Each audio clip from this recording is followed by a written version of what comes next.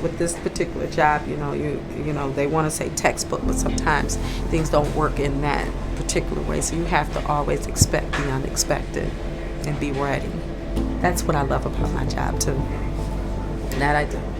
This is the life of a nurse. We always have to be thinking one step ahead.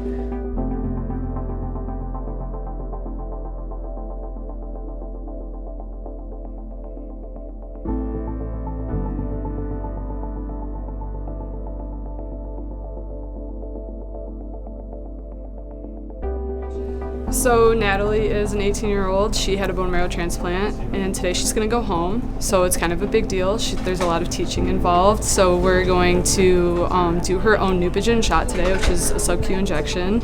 And so she's pretty excited about doing it all on her own. We've already talked about she's going to go home on some IV fluids and taking care of her central line and things like that. So we're just going to review things like dressing changes, cap changes, flushing it. I've known Natalie since she was initially diagnosed, which was probably about a year and a half ago. So almost as long as I've been working here. And so she relapsed, and so things have come full circle. I actually admitted her when she relapsed, and now I'm sending her home after the transplant. So she's also kind of, excited that, we've done this whole journey together. So we're gonna go over to pre-op right now, and I'm gonna check to see which bay the patient's in.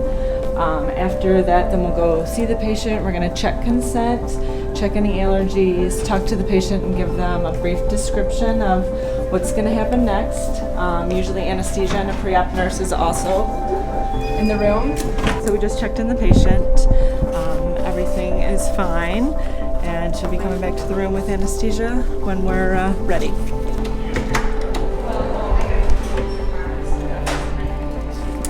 Currently, we are going to count any sponges and all sharps. We have everything already set up. We set everything up before the patient comes in the room so that it is smooth. When the patient comes in the room, we don't have to do anything but tend to the patient. I'm just going to chart right now that we've done counting and any other charting that I can get done.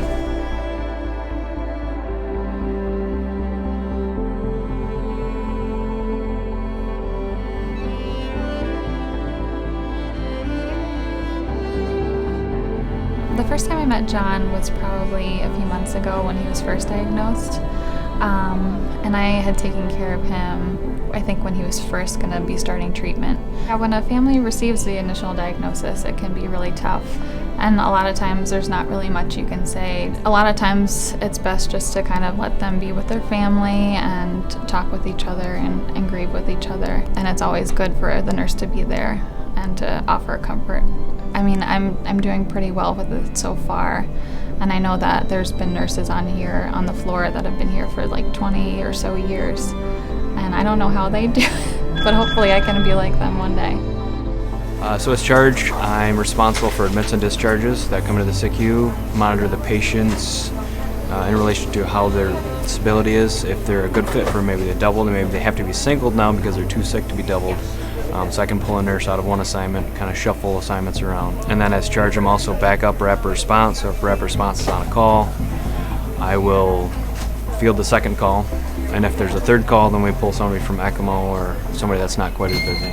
As a charge nurse, I keep close contact with our nurse practitioners and our advanced practice team, our doctors, and our residents to make sure that everyone's on the same page and we know what patients we're expecting, what patients we're trying to get out, and just make sure that that process flows smoothly. Like I said, when I'm in charge, I feel like I'm the bed manager, I'm a clerk, I'm a tech, a nurse, and it's all really good.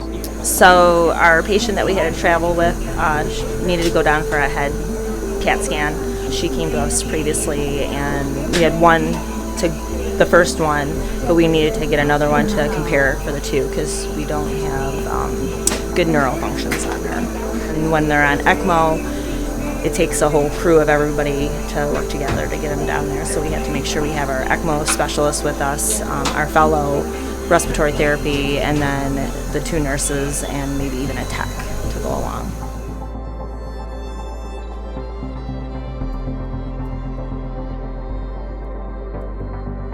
People have all different kinds of issues, different kinds of backgrounds, and they all kind of culminate here, and we have to help bring them along through this very difficult time. You know, when you have heart surgery or any other major surgery in the ICU, it's a very difficult time to handle emotionally, physically. So what I like is just kind of being able to help people through that.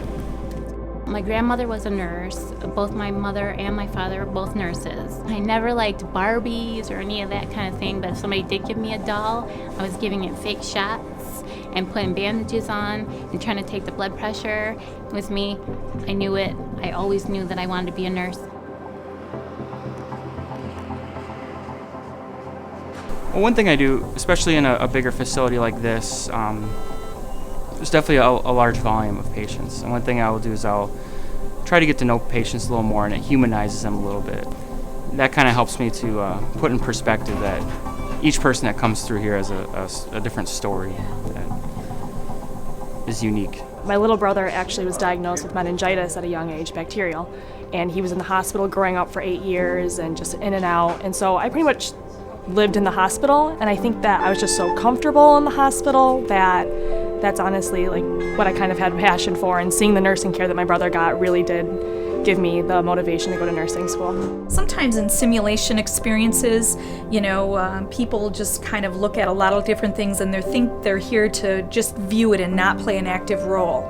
So, and some of that I get from being an ACLS instructor, because you're setting up scenarios, and our theory has always been, as a part of the American Heart Association, to, role play, have people role play, so that you're not just pretending you're doing compressions, that you're actually doing high quality compressions and actually doing what you do it as a call. And as silly as it can seem for some people, I think when they get in a real life situation, it is more realistic than their, practice.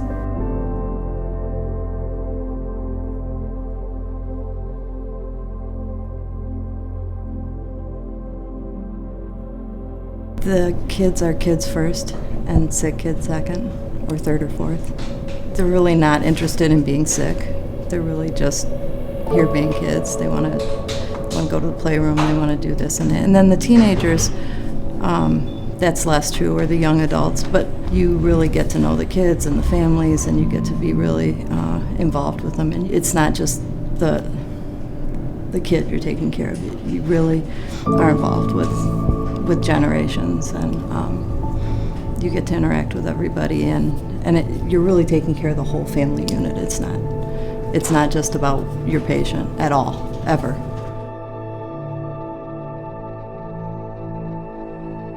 So right now we're going to get ready to go get one of our patients that had to have a tandem placed in along with the balloon pump, because they went into what we call a cardiogenic shock. So we're going to go get him and take him upstairs. The patients that come into this unit have lots of different problems. You never get bored. If you think your learning is done, then you haven't learned all there is to learn.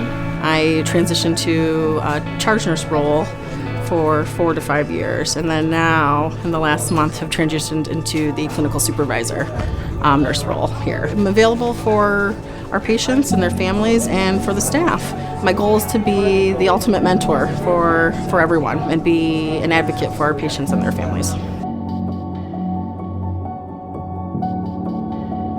When I was in high school, I had a different career path that I was going to go down. I was going to do occupational therapy or sports medicine. And my mom actually was rushed to the ER for a brain aneurysm and was flown to U of M. How the nurses interacted with her and interacted with her family really touched me and made me want to change my career path and become a nurse. And that's kind of what stuck with me. It made me realize that, this is what I want to do. I want to make that impact on somebody else. The fabulous part is I get to bring the treatments and the resources of the university out to the population, out to people who have never had access to that before, and to other nurses and to other physicians who are thrilled that we're able to come out and implement the care before they ever make it here to the university.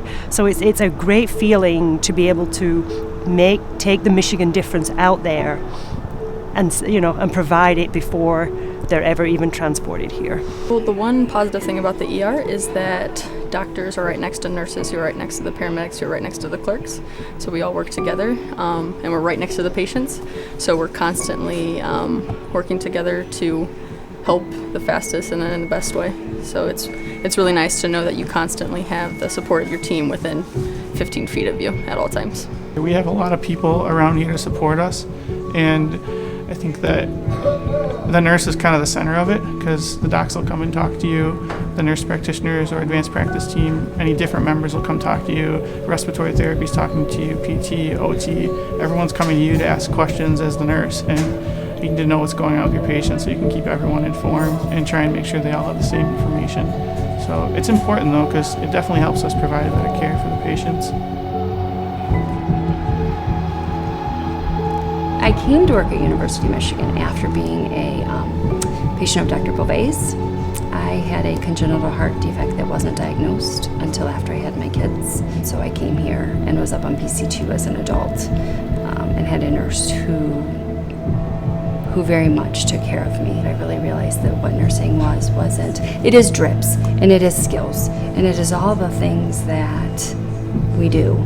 But it isn't really that our families remember. It's hearing who they are, knowing what they need. And I think that's probably my favorite part of working with pediatrics, because there's a lot of opportunity for that.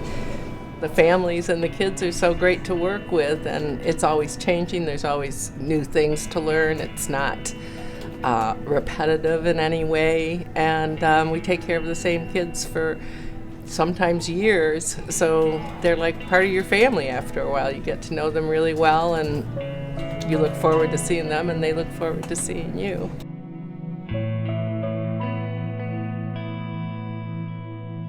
The nurse is the constant voice in that round. They know the patients, they know the families, they know the idiosyncrasies related to the families and the patients, and they're able to articulate that. They help to be the voice of the patient and the family when the family can't speak or when the patient can't speak. And so having that constant voice really improves patient care and patient outcomes, and we've seen that in our statistics here in the surgical intensive care.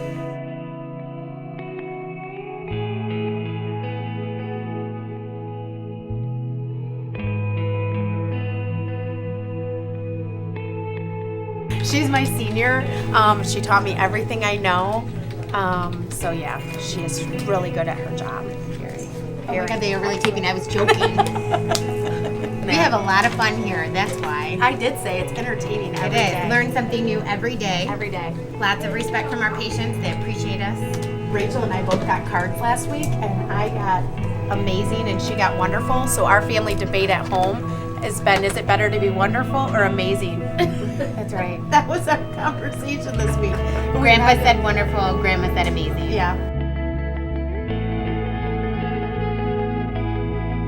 When we used to do pediatrics over here, there was a case that really, we had a patient that was burned 100% of her body. And we knew that she wasn't going to live for very long, but to hold her hand and make sure that she's not going to die alone.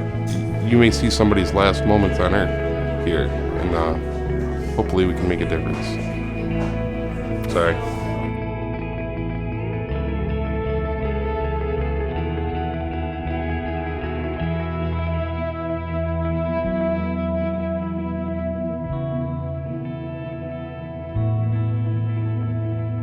Ever since I was a little girl, I've always wanted to be a nurse.